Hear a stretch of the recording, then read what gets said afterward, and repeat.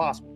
But everybody keeps saying, bring it back, bring it back. We've taken like a 3-4 year hiatus right now, so it will come back at some point. Well, there you go. On today's show, there are a couple. We've been talking free agency this week. We got a couple other things that have happened. DeAndre Ayton going to the Lakers. Very interesting situation in LA. The Knicks hire a head coach and round out their roster at least a little bit. We'll talk about both of those. And then the back half of the show, it is July, so why not rank contenders? 11 and a half months away from who will actually win the 2026 championship. But this will be our early look at which teams were buying, the moves that they made, and bumped into the contender tier. But we're going to start with the Lakers here. So the Lakers get DeAndre Ayton, had that weird buyout situation, Portland paying a lot of money to get rid of this guy. So he becomes available, and the Lakers are going to make him their cornerstone center. They didn't have one last year. Obviously, they tried to trade for Mark Williams. That backed out. Ayton is their guy. Just real quick, what are your thoughts on Ayton and what he will look like with Luka Doncic? It's such a weird player to give analysis on because he's obviously very talented. And like as bigs go, what more could you want offensively? He can post. He's a good mid-range jump shooter. He can make free throws. Like he moves well. You could run different sets for him. I just don't know that he's a winning player. And I have a hard time getting the image out of my head of what he looked like in that series against Denver. Was that 2 years ago? Yeah. I mean, and then there's famous clips that are out there. People have made memes of it where he's standing under the rim at one point, kind of just watching the action as they battle for offensive rebounds. Where he ended up on the baseline. And he just stood there for like 5 seconds while guys were fighting for rebounds, and he never made his way back onto the court. But that aside, that whole series, it's just look if the guy, quote, I guess, had it, if he had that thing, he would be one of the most highly coveted players in the league because he's 7 feet and he's really skilled. He's got a very soft touch, but yet no one feels that way about him. So right. For me, the Lakers, for them, it made a lot of sense, man. They have nothing in the middle. I get it. Somebody's got to go out there with some size. When you look at what these other teams in the West are capable of putting out there, you gotta have some size. So it made sense for them to go after him. Does it propel them into another tier? In my mind, in the West, it really doesn't. Because first of all, to be honest with you, Adam, I don't even know about the Luka LeBron thing yet. Like we don't know about that. That was like a very short sample size. They got beat in the first round. It wasn't pretty. So I don't even know if they figured that out yet, much less how do they incorporate DeAndre Ayton into the mix. He's not a rim-running lob guy like Luka likes, and he's not going to get the ball a ton in the post if Luka and LeBron are on the same team. So I don't know exactly what his role is going to be. I understand why they got him. It makes sense. But for me, it doesn't launch them into another level in the Western Conference. I think it's a clear upgrade from what they had, in Jackson Hayes last year. So it's an upgrade because he does have really good touch. You said he's not a lob threat, and I think that's correct. He's not like a guy that's your traditional lob threat, but he is athletic enough to be a lob threat.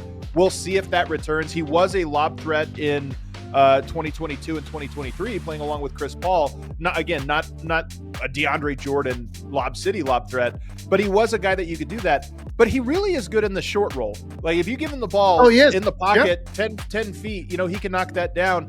And that's its own type of spacing. So to me, it is an upgrade, but I also happen to agree with you on your analysis of him I would hate to be an organization that was staking my hopes on him being able to do what you need to do for 4 rounds in a playoffs. That's where I'm with you. So I think this makes more sense on paper, but it's not the guy I would love to have to be counting on. And I want to say, you make a good point. He is an excellent short roll, 12-foot shooter. He's 12 to 15. He's really good at that. Here's the problem. Luka doesn't throw short roll passes.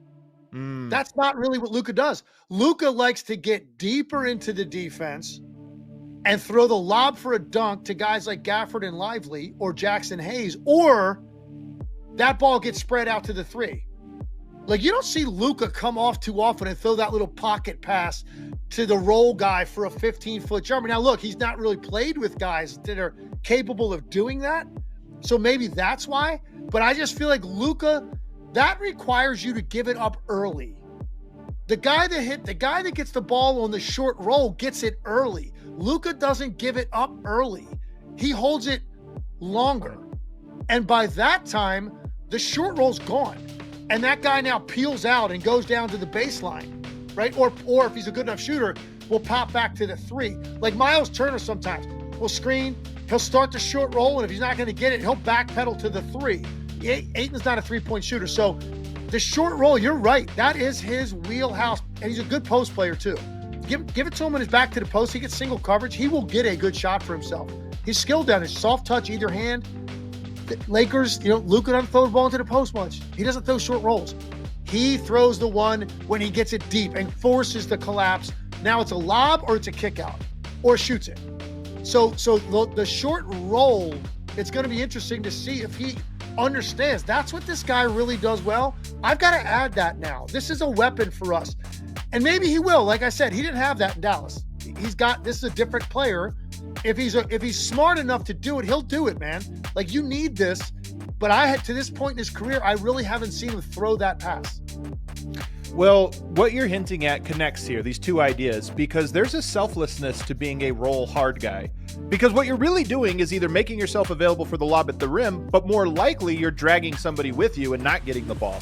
So it's a thankless job. And then on top of that, you get fouled a lot. You get rolled to the rim. Oh, we're behind the defense. Just wrap him up, foul him. Ayton is not a guy that even likes to be fouled. His game is finesse, but even beyond finesse, it's almost like he avoids that contact and getting beat up. So those thoughts combined are his role for them to succeed. And I see somebody say it's $8 million. It's good value for $8 million. Forget the contract. They need to win. And right. He is now the pivot point for them winning. Who cares what he's getting paid? Because I agree, right. in a vacuum, $8 million is fine, but he's going to determine how far they go in large part. And I don't know if that's the thing he's going to evolve to be willing to do. Like, hey, I'm going to get to the fouled a bunch. I'm going to dive a bunch and not touch the ball. I'm going to rebound and fight for position. Those are the things that make Luka Doncic bigs work. And they're often thinkless. Gafford, Lively, these guys aren't thinked or thought of as stars, but they do a lot of things that require sacrifice. I totally agree with that. I mean, look, there's something to be said for the fact that Ayton was still sitting there available. There were other teams that needed bigs. Yeah. Ayton wasn't the guy. Now, Milwaukee, that's a spacing thing more than anything. Like, you have to have a big that can shoot because of Giannis, the way he plays. So they went with Miles Turner. But the fact that you got Ayton for that amount of money, this was a number one pick in the draft. And he's still sitting around and he's signing a deal for $8 million and he's still young. He's still in his prime. It tells you a lot. Again, it's not his skill set. There's something lacking. Maybe it's just that flat out toughness, killer instinct, man, want to be great.